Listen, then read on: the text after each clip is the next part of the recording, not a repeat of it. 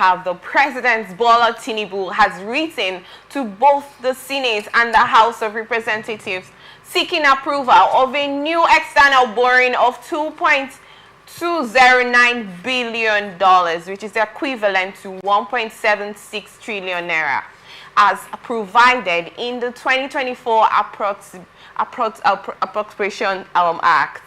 President Tinubu forwarded to the Senate the 2024 to 2027 midterm expenditure framework and fiscal strategy paper, and for 2025 to 2027, approved by the Federal Executive Council on November 3rd, 2024, to Parliament.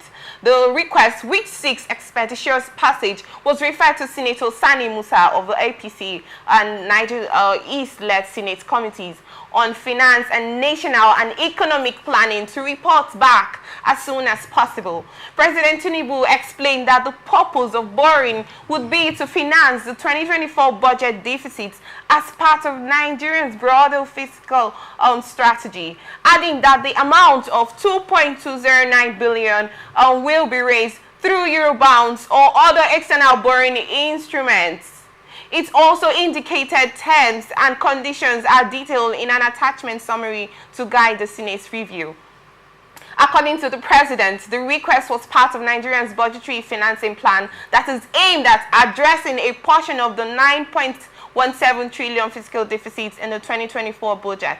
The President's letter addressed to the President of the Senate, Senator Godswill Akpabio, and the Speaker, House of Representatives, Tajuddin Abbas, during plenary highlighted that the request was in line with the provisions of Section 21 under Section 1 and Section 27 under Section 1 of the Debt Management Office Establishment Act of 2003. The letter also provided detailed terms and conditions for the issuance of Eurobonds in the international capital markets to raise the required sum. Tinubu authorized the Honorable Minister of Finance and Coordinating Minister of the Economy alongside the DMO to take all necessary steps to execute the plan upon National Assembly approval.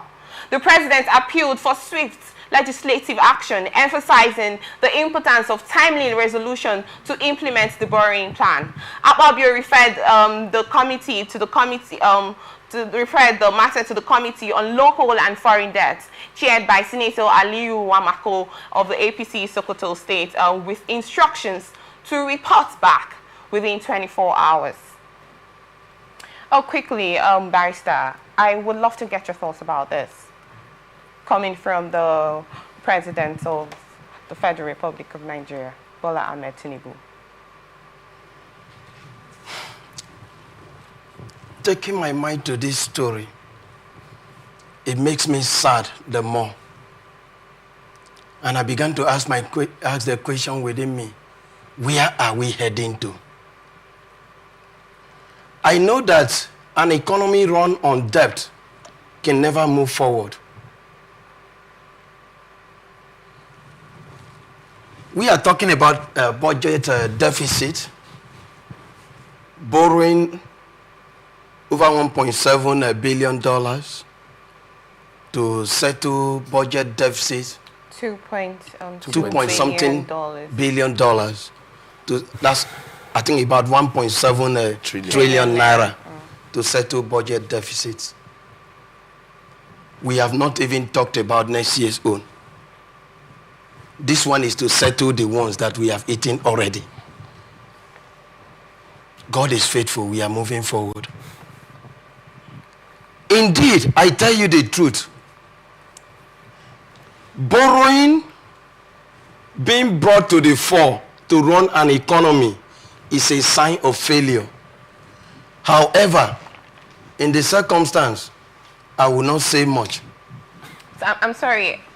I need to get your thoughts. You talked about borrowing as a sign of failure. Why did you say that? Well, we are not borrowing to invest in agriculture. We are not borrowing to boost manufacturing so that we say, when we borrow this money and invest, we are going to get something. It is more or less we are borrowing to settle debt. That's what it means. That is why I have a problem with it. Okay. Quickly, Chuba, I would love to get your thoughts about this. What do you think? You see, for me, administration is a continuum of the past administration. And what we have come to learn as a people is simple. We borrow to share money, and that's all. Like I've said before, if we are serious people, you ask yourself, we are borrowing money to do what? Like Chief clearly took your mind somewhere. If we cast our minds back to 2012, we cannot hold brief for any administration in Nigeria today. But the truth cannot be overemphasized. In 2012, subsidy was removed for just 20 days. And the government of the day at the time, however naive, they made the world to see this was what we accrued from the removal of subsidy, and this is where we are heading in respect to funding. Now subsidy has been removed. We don't even know where the funds for subsidy that is being removed is being put into. Now we have come out to say we want to borrow 1.77 trillion. You ask yourself, a government that is yet to come out to say the office is still too wild, and as it is, we are cutting down on the aids of the president. Imagine the Speaker of the House of Rep having over 43 persons as aides. The Senate President having how many as aides? What are their duties? You now ask yourself. Now we have not even cut down on public expenditure. We have not cut down on the humongous lifestyle of public officers. Inside this debt we are talking about, we talked about 21 billion for the renovation of the apartment of the Vice President. We talked about a presidential yacht for the President. We talked about a new presidential jet in the midst of this type of economy, and someone tells you that there's a plan somewhere being worked out. Permit me to make very bold statements. This administration is about another very unserious set of people, because there is nothing to show that will give any hope to any sane Nigerian that from what is being done today, there is hope going forward. Obviously, what we are seeing right now, it's a clear case of the fact that government is just borrowing money to share, believing that we will not be here when the payments will come.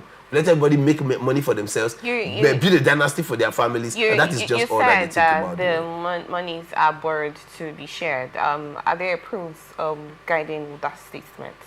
Okay, what proofs do you want to have? Like the barrister clearly asked, did we borrow the money to say now this money we are borrowing is going to make the Port Harcourt Warri refinery function in 3 weeks? This money is much, but we are going to make it function in 3 weeks, and in the course of making it function in 3 weeks, we are going to be able to produce XYZ of products. That is not the question, or that's not the answer. Are we saying that because of this money we are borrowing now, we are saying that the 36 states are going to have this XYZ, and we're going to look at we're going to do a scaling, or to see how they have been able to boost agriculture, even if it is fishery, cassava, whatever, over the 36 states, to say this is what we're going to do within the next 9 months? That is not the answer. Are we saying that we are borrowing this money to say, okay, we are making sure that we are producing one amusement park for entertainment, to say this is what it is, we're going to make money from it? The answer is no. So obviously the money we are borrowing now is to share to other arms of government to be done well, so that what we done with it, there is no production in the loop. What we are doing now, we are borrowing money that is still going to go into thin air like it never happened. Remember the lady that told us before she was removed from the office of the Better Edu office? Before she was removed, what did she tell us? She told us that $500 million was to be borrowed by the Nigerian government from the World Bank with 40% as facilitators' money.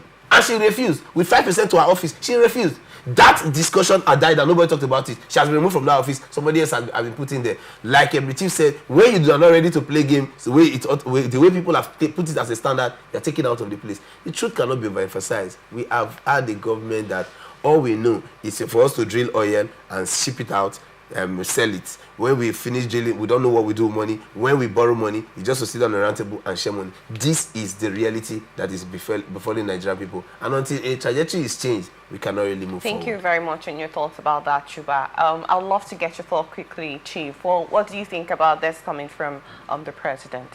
No, well, I think that it depends on how you're looking at it.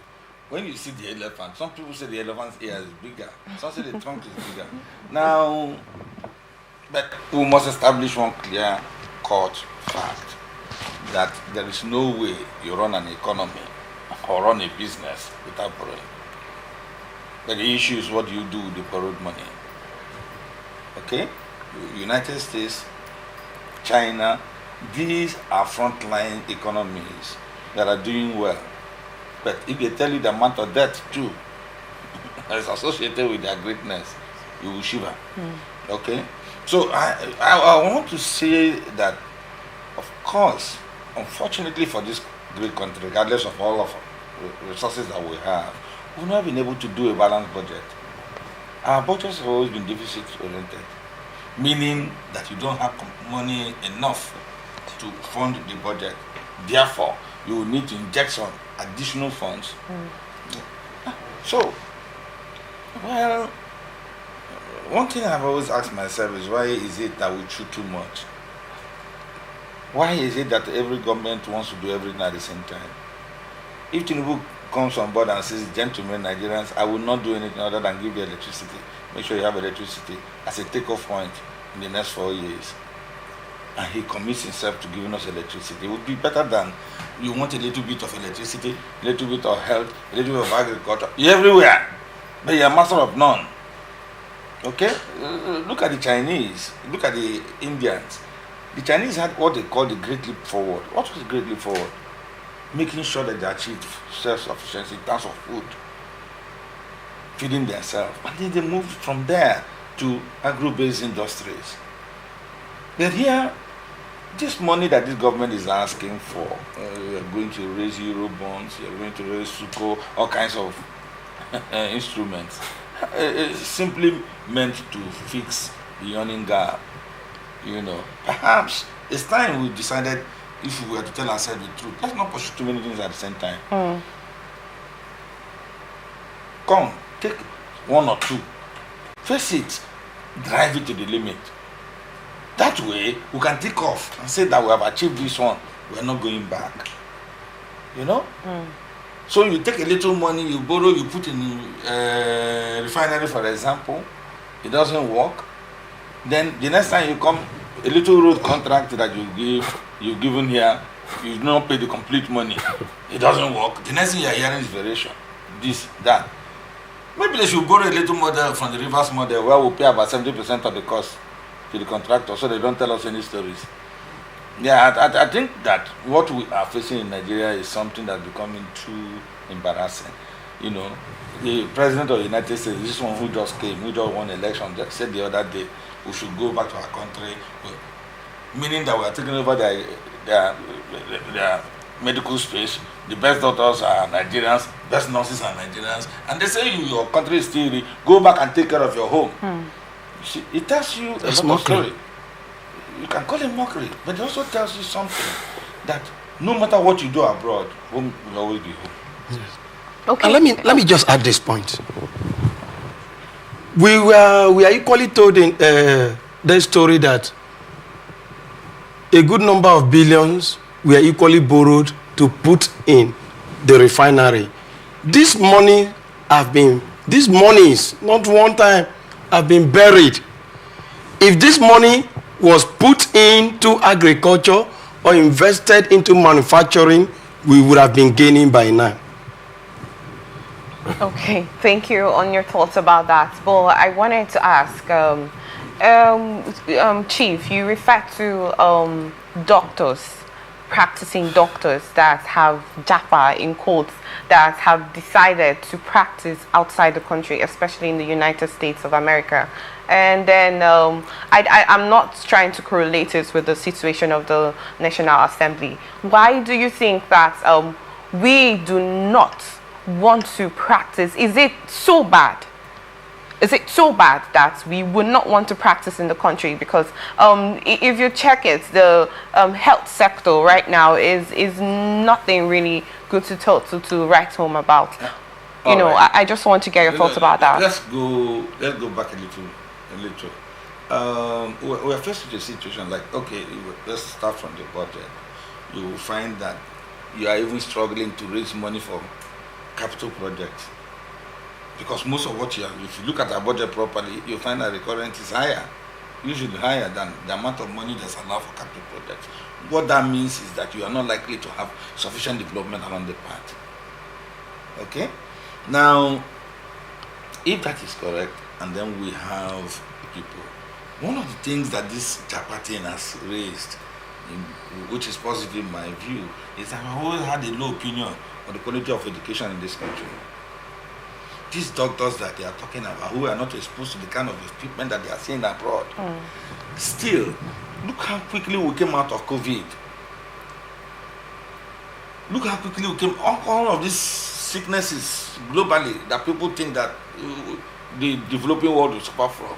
We've always found, I don't know how those Nigerian doctors do it, but somehow we're able to get out of trouble, you know, and now they have gone abroad where technology is also part of what they're doing, and they're proving the point. So the point I'm just trying to make is that it takes, for me, as a Nigerian, I'm proud that regardless of what we think about the educational system, our system works. So it means that we have been producing doctors for other countries. Okay? Now, the only thing that we need to do is to have that symbiotic relationship where you go out, look at the Arabs. Their best brains are sent abroad, but they know they will return. And they know they will invest in their country. They will take it from where they stopped learning and bring it back home. So you have the Emirates, the Saudi, everybody's doing, look what the Middle East has become. So if we were to look here, I think that sometimes we look at some of the things we are looking at may be superficial. All right, oh, why are they carrying too many aids? Why are they doing this? Why are they doing that? But if they also didn't do it, your people will say they're not carrying anybody along. It's a funny country, you know. But honestly speaking, we must drive. Okay, it's time to drive. You know, make sure that the roads that we are driving is not bumpy. Make sure that it's well laid out. Make sure that it takes us to our destination without accidents, because we're having too many crashes economically. And then you can see that what you are finding is instability, insecurity. All of these things are fallouts of a skewed plan that has refused to take care of necessary. And let me stop there.